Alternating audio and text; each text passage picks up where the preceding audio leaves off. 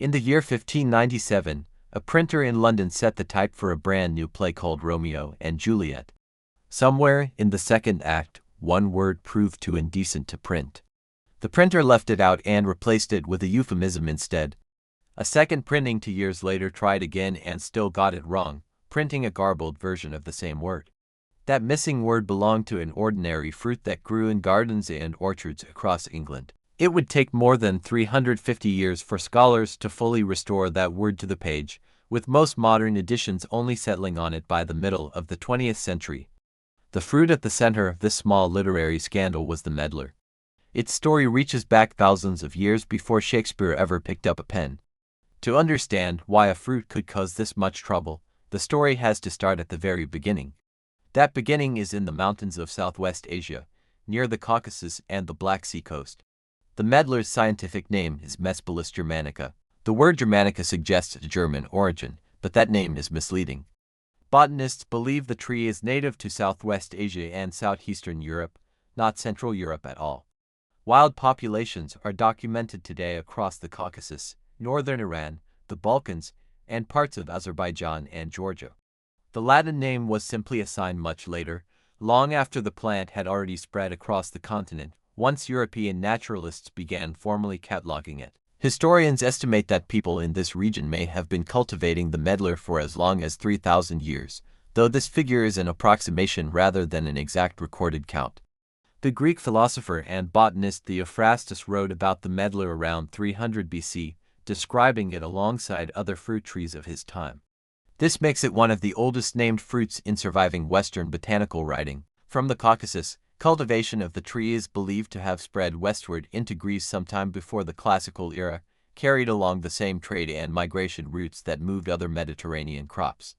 Ancient Roman writers later took an interest in the tree as well, and by roughly the 2nd century BC it was being grown in Roman orchards. Roman gardeners appeared to have valued the medlar the same way later medieval Europeans would, as a fruit that filled a gap when almost nothing else fresh was available. Roman writers on agriculture discussed grafting and orchard management in detail, and the medlar was folded into that same body of practical fruit-growing knowledge alongside apples, pears, and quinces. As the Roman Empire expanded its road networks and trade routes across Europe, fruit trees like the medlar are understood to have spread with soldiers, settlers, and traders, moving well beyond their original range in the process. By the time the Western Roman Empire fell in the 5th century, the medlar was already established in orchards across a wide stretch of the continent, from the Mediterranean north into what is now France and parts of Britain. This is where the fruit's real usefulness becomes clear. Most fruit trees produce something sweet in summer or early autumn, when the growing season is at its peak. The medlar does the opposite. Its fruit stays hard, green, and sour on the tree well into late autumn, long after most orchards have finished their harvest. Even after picking, the fruit cannot be eaten right away. The flesh has to soften first, through a process that fruit growers call bletting. This is not the same thing as rot in the spoiled or dangerous sense of the word. Bletting is closer to what happens when a green banana slowly turns yellow and soft, or when a hard, chalky persimmon ripens on a windowsill until it becomes sweet. Enzymes inside the medlar break down starches and acids over time, turning a bitter, gritty pulp into something soft, brown, and sweet. Cold temperatures speed this process along, which is why frost, or several weeks in cool storage, was the traditional way to blet medlars before eating them. Once fully bletted, the flesh has been compared by writers and growers to spiced applesauce, stewed dates, caramel, or apple butter with a hint of cinnamon.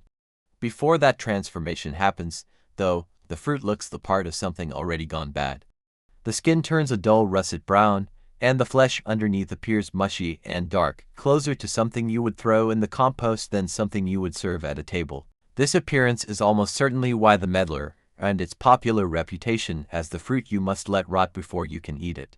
That reputation is only partly accurate, since bletting is a controlled, natural ripening process driven by the fruit's own chemistry, not decay caused by mold or spoilage bacteria.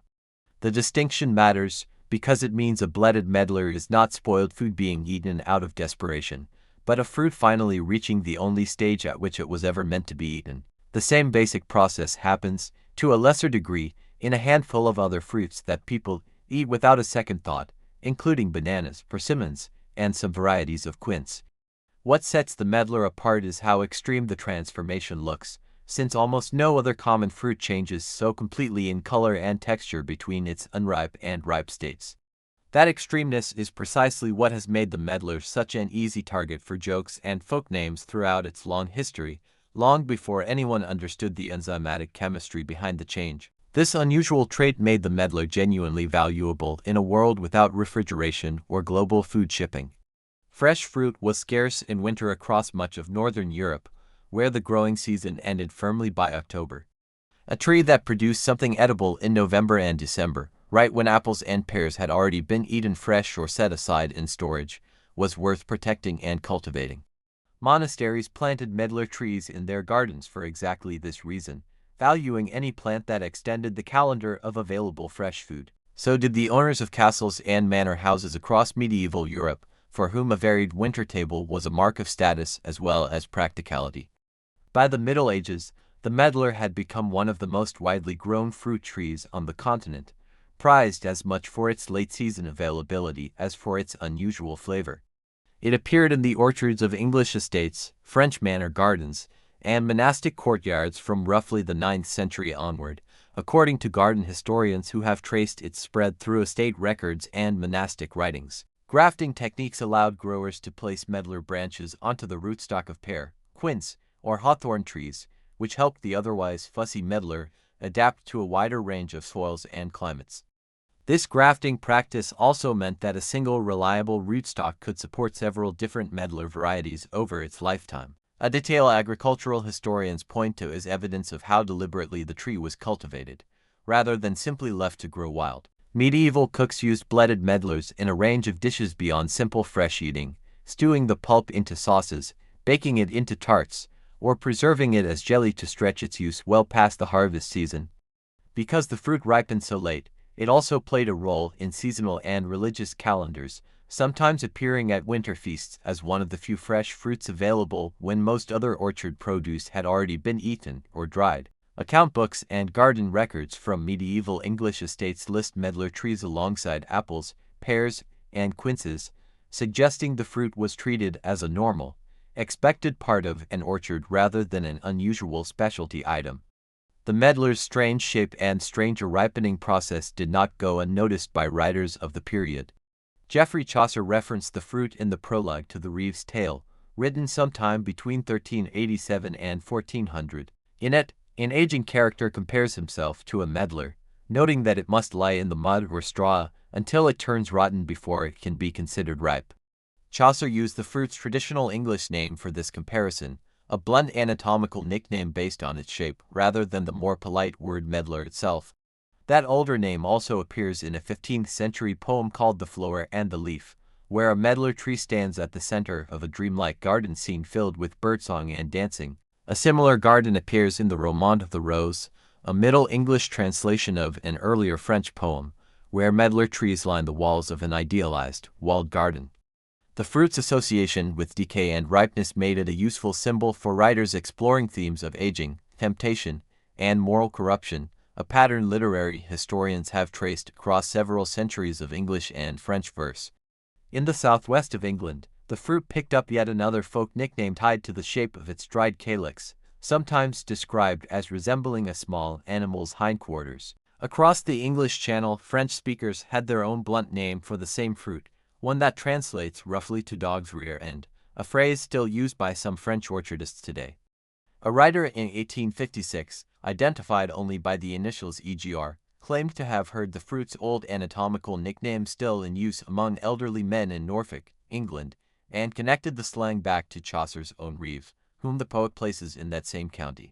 This kind of folk memory account is worth treating as an interesting historical anecdote rather than confirmed linguistic proof, since it rests on one 19th-century observer's word rather than a continuous written record. Even so, it suggests how long the fruit's blunt nickname survived in ordinary spoken English, while outside of formal literature.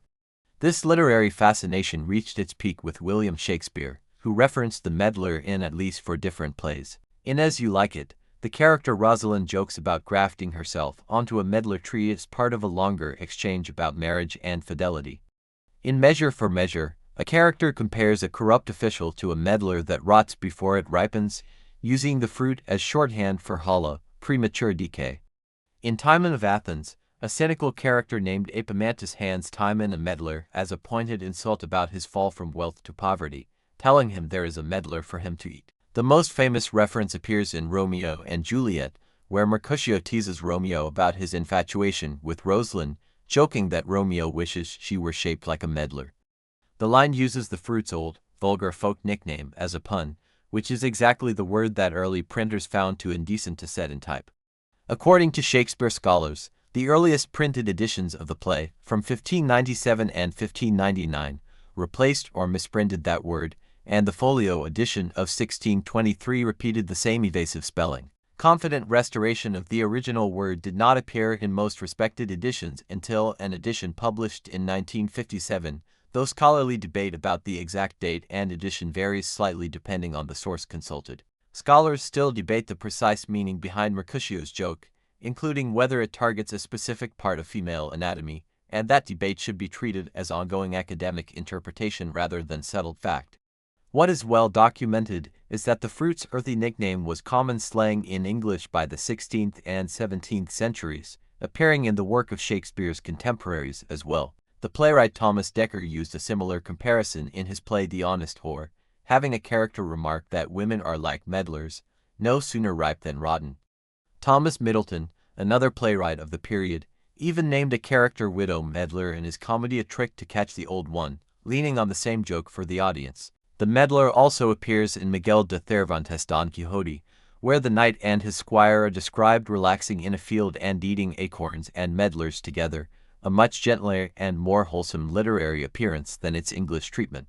Centuries later, the English novelist D.H. Lawrence wrote about Bletted medlars in starkly negative terms, describing them as having an odor of decay, which shows that the fruit's uneasy reputation persisted well into the 20th century among writers, long after it had mostly vanished from dinner tables. Across English, French, and Spanish literature, the medlar built a reputation as a fruit tied to body humor, aging, and decay, an unusually specific cultural niche for a single piece of produce to occupy for so many centuries. For several hundred years, the medlar held a genuinely important place on European tables. It was one of the few fruits available fresh in the depths of winter, before the widespread arrival of citrus imports and long before modern greenhouse-growing made fruit available all year round. Wealthy households prized medlar preserves, jellies, and a dense fruit paste sometimes called medlar cheese as a seasonal luxury served at the end of a meal. But that important position did not last forever. By the 17th and 18th centuries, the medlar had begun to fall out of fashion across much of Western Europe. Several ordinary, practical factors likely explained this decline, rather than any single dramatic event or deliberate suppression. New fruit varieties, bred specifically for size, sweetness, and easier eating, became available during this period, and none of them required the awkward waiting period that medlars demanded. Sugar became cheaper and more widely available across Europe over these centuries, which meant fresh sweetness no longer had to come from a fruit that needed weeks of patience to become edible. Citrus fruit, once a rare and expensive luxury, became easier to import as trade routes expanded, offering households an alternative source of fresh fruit in winter without the wait. The medlar's unappealing appearance once Bletted, combined with its long history of bawdy folk names, likely did not help its reputation as manners and tastes grew more restrained in later centuries. By the time refrigeration and modern global food transport arrived in the 20th century, most people across Europe and North America had simply stopped growing or eating medlars altogether. The tree that had once been a fixture of monastery gardens and noble estates became, for most ordinary people, a forgotten curiosity rather than a kitchen staple. There was no single ban, scandal, or crisis that ended the medlar's popularity, which is part of what makes its decline different from the story of many other historical foods. Instead, it faded the way many once common foods do, gradually pushed aside as easier, sweeter, and more visually appealing options became available year-round. Garden writers in the 19th century already described the medlar with a slightly nostalgic tone, treating it as an old-fashioned fruit that belonged to a previous generation's orchard rather than a modern one. That decline brings the story close to the present day. though the medlar has never fully disappeared.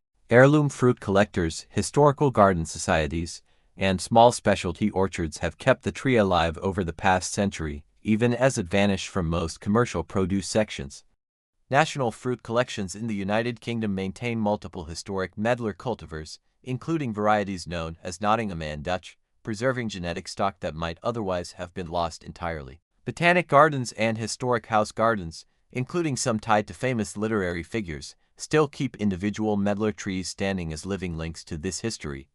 Small-scale growers and food historians have taken a renewed interest in the fruit in recent years, part of a broader trend toward rediscovering forgotten and heirloom produce that mainstream agriculture left behind. Gardening organizations and horticultural societies now publish growing guides for home gardeners curious about planting a medlar tree of their own, treating it as a niche but achievable addition to a home orchard.